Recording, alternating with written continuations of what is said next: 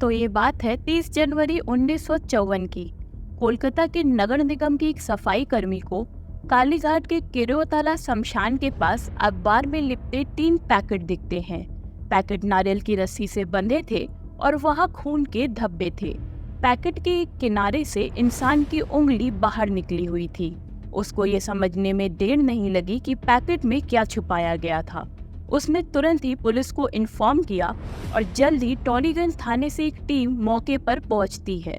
और जब पैकेट खोला गया तो पुलिस को पैकेट में इंसान के हाथ, हथेलियां, उंगलियां, कलाई के अलग अलग कटे हुए हिस्से मिले। पुलिस को उस पैकेट में जो भी मिला उसे पोस्टमार्टम हाउस भेज दिया गया, लेकिन वहाँ कुछ भी ऐसा नहीं मिला जिससे ये पता चले कि ये इंसान कौन है। पुलिस को उसी दिन दोपहर में फिर से खबर मिलती है कि पेपर में लिपटे हुए किसी इंसान के बॉडी पार्ट्स का पैकेट मिला है। इस बार कालीघाट पार्क में एक गार्ड को झाड़ियों में पैकेट मिला था, जो कि पहले मिले हुए पैकेट से मात्र 2 किलोमीटर दूरी पे था। लेकिन बिना किसी पुख्ता सबूत के इन दोनों बॉडी पार्ट्स को एक इंसान का नहीं माना जा सकता था। मौके पर पहुंचने पर एक महिला के शरीर का ऊपरी हिस्सा बुरी तरह से खराब किया गया सिर और चेहरे को इस तरह से खराब किया गया था कि चेहरा भी पहचान में नहीं आ रहा था।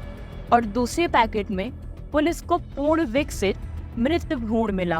पुलिस को कोई सुराग नहीं मिला सिवाय इसके कि पीड़िता प्रेग्नेंट थी।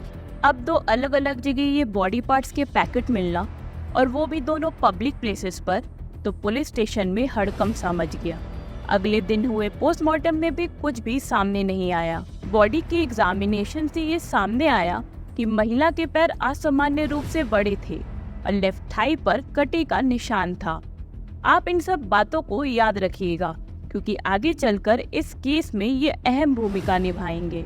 हत्यारे का पता लगाने के लिए पुलिस को सबसे पहले पीड़िता की पहचान करनी थी, और पीड़िता का चेहरा तो हत्यारे ने बुरी तरह से खराब कर दिया था।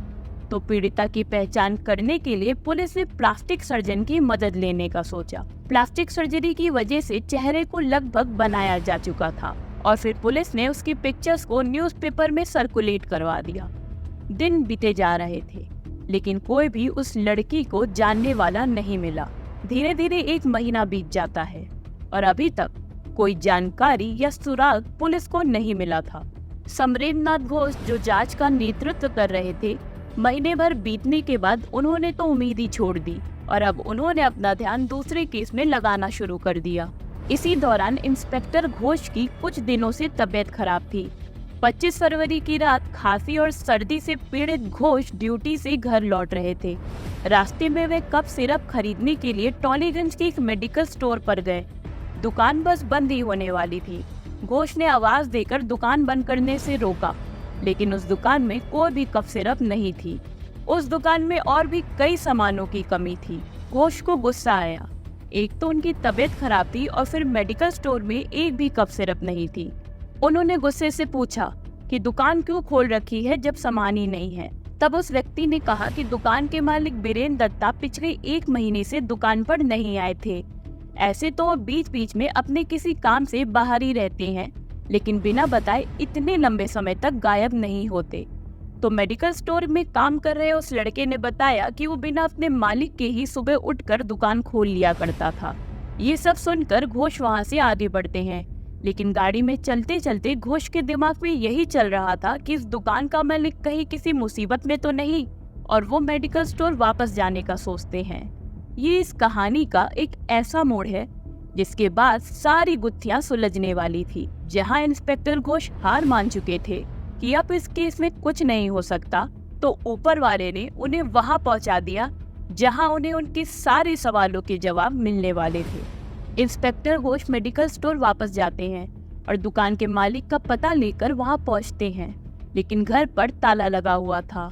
पड़ोसियों ने बताया कि दत्ता अपनी पत्नी बेला और 6 साल के बेटे के साथ वहां रहता था, और जनवरी के अंत में दत्ता ने अपने पड़ोसियों को बताया था कि वो प्रेग्नेंट बेला को हॉस्पिटल में एडमिट करवाने जा रहा है। लेकिन उसके बाद ना तो किसी ने दत्ता को देखा और ना ही उसकी फैमिली को। जब पुलिस ने आसपास के हॉस्पिटल में पूछताछ की तो वहां किसी भी हॉस्पिटल में पिछले महीने बेला दत्ता के नाम से कोई भी महिला एडमिट नहीं हुई थी। वीरेंद्र दत्ता के परिवार की गायब होने की और पार्क में बॉडी पार्ट्स मिलने की तारीख लगभग एक ही थी और परिस्थितियों को देखा जाए तो पीड़िता जिसके शरीर के टुकड़े मिले थे वो प्रेग्नेंट थी और बेला दत्ता जो गायब थी वो भी प्रेग्नेंट थी। पुलिस को कहीं न कहीं लग रहा था कि हो ना हो इन दोनों घटनाओं का आपस में कोई संबंध है। अब पुलिस को नाम और पता मिल चुका था। पुलिस ने रिकॉर्ड खंगाले तो पुलिस को एक और व्यक्ति का पता चलता है और उसका पता कालीघाट के आसपास के एरिया में ही था, जो पहले मिले हुए घर से ज्यादा दूर नहीं था और उस व्यक्ति की पहचान पिछले मिले घर में जो आदमी था उसके जैसी ही थी। अब पुलिस को बस जाकर ये देखना था कि जिसे वो ढूंढ रहे हैं क्या ये वही है।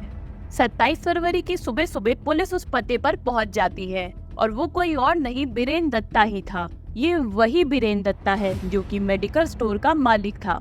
पुलिस को उस पते पर वीरेंद्र दत्ता अपनी पत्नी और बच्चे के साथ तो मिला, लेकिन चौंका देने वाली बात तो ये थी कि वो औरत बेला दत्ता नहीं थी, बल्कि वो तो मीरा बासु थी। हमें पता है कि आप लोगों के मन में कई सवाल आ रहे होंगे कि आखिर कौन थी ये बेला दत्ता और वो गायब कहाँ हो गई। और अगर मीरा बासु वीरेंद्र दत्ता की पत्नी थी तो वीरेंद्र के पहले पते पर आसपास के रहने वाले लोग बेला को वीरेंद्र की पत्नी क्यों बता रहे थे। तो चलिए अब कहानी में आगे बढ़ते हैं और जानते हैं सारे सवालों के जवाब। पुलिस ने वीरेंद्र से पूछताछ शुरू की और पहले पते पर जो औरत और बच्चा था उसके बारे में भी पूछा। पहले तो वीरेंद्र ने कुछ भी बोलने से इनकार किया, लेकिन फिर कहा कि बेला किसी अन्य व्यक्ति के साथ भाग गई थी। पुलिस को यकीन था कि वीरेंद्र झूठ बोल रहा है। पुलिस की सख्ती के आगे दत्ता ज्यादा देर अपना मुंह बंद नहीं रख पाया और कुछ ही देर में उसने अपना अपराध कबूल कर लिया और सब कुछ विस्तार से बताया। वीरेंद्र और बेला काफी लंबे समय से एक दूसरे से प्यार करते थे, लेकिन परिवार ने शादी के लिए कभी हाँ नहीं की, तो वो दोनों बिना शादी के ही साथ रहने लगे और इसी बीच उनका एक बेटा भी हुआ, लेकिन उन्होंने औपचारिक रूप से शादी नहीं की थी। सब कुछ सही चल रहा था। वीरेंद्र ने अपने परिवार के कहने पर मीरा बासु नाम की दूसरी महिला से शादी कर ली, जिससे बेला बेखबर थी। वीरेंद्र दोनों के साथ अलग अलग घर में बड़ी ही चालाकी से रिश्ता निभा रहा था।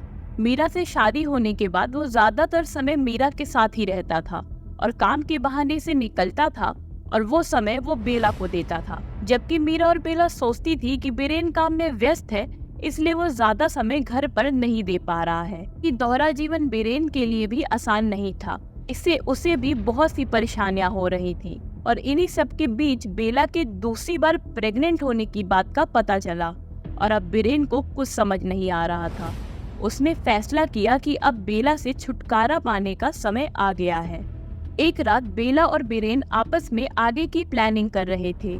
वीरेंद्र तो पहले से ही दोहरी जिंदगी जीकर परेशान था और बेला की बातें सुनकर उसका दिमाग खराब हो गया और झगड़ा करते हुए उसने बेला की हत्या कर दी। और फिर क्या था, उसने शरीर को कई टुकड़ों में काट दिया और फिर उसी रात को वो उस घर में रुका रहा और बाद में उसने टुकड़ों को शमशान और पार्क में फेंक दिया। उस भयानक रात को बेला का बेटा दूसरी कमरे में ही सो रहा था। अगली सुबह दत्ता ने अपने बेटे को ये कहते हुए एक पड़ोसी के यहाँ भेज दिया कि उसकी माँ को रात में लेबर पेन के कारण अस्पताल जाना पड़ा, तो आप शाम तक बेटी का ख्याल रख लीजिए। और तब तक दत्ता को समय मिल गया बॉडी पार्ट्स को ठिकाने लगाने का। एक दिन बाद वीरेंद्र दत्ता अपने बेटे को अपने दूसरे घर ले गया और मीरा को बताया कि ये लड़का उसके दोस्त की इकलौती संतान है और उसके माता पिता की हाल ही में एक सड़क दुर्घटना में मृत्यु हो गई है और अब ये हमारे साथ ही रहेगा। पुलिस भी दंग थी कि कैसे इतनी चालाकी से वीरेंद्र दत्ता दोहरी जिंदगी जी रहा था, लेकिन कब तक वो ये कर सकता था। और कत्ल करने के बाद तो बचना बिल्कुल भी आसान नहीं था, लेकिन पुलिस की परेशानियां अभी भी खत्म नहीं हुई थी। मुकदमे के दौरान वीरेंद्र के वकील ने तर्क दिया कि मृत महिला बेला नहीं है और बेला किसी दूसरे आदमी के साथ भाग गई है। उस समय डीएनए टेक्नोलॉजी तो थी नहीं, तो मृत महिला को बेला साबित करने के लिए जांचकर्ताओं ने देखा कि बेला के पिता, चाचा, भाई और बहन सभी के पैर असामान्य रूप से बड़े थे, जैसा कि पोस्टमार्टम रिपोर्ट में उस मृत महिला के पैर असामान्य रूप से बड़े थे। बेला के पैरों की तस्वीर और उसके पिता और चाचा के पैरों की तस्वीर को एक प्रसिद्ध मनोवैज्ञानिक डॉक्टर एस सरकार को भेजी गई ताकि ये पता चल सके कि क्या वे एक ही परिवार के हैं या नहीं, और जांच के बाद एस सरकार ने हाँ में जवाब दिया। पीड़िता की लेफ्ट थाई पर कटे के निशान से बेला की मां ने भी शव की पहचान अपनी बेटी के रूप में की। इन सभी सबूतों और बयानों की जांच करने के बाद अदालत अपना फैसला सुनाती है और बीरेन को फांसी की सजा देती है। बीरेन को लग रहा था कि जिस तरह से वो बेला और मीरा को इतने सालों से धोखा देकर दोहरी जिंदगी बिता रहा था, ठीक वैसे ही वो मर्डर करके भी आराम से बच निकलेगा। लेकिन ऐसा नहीं हुआ और आखिरकार बीरेन को अपने किए की सजा मिल गई।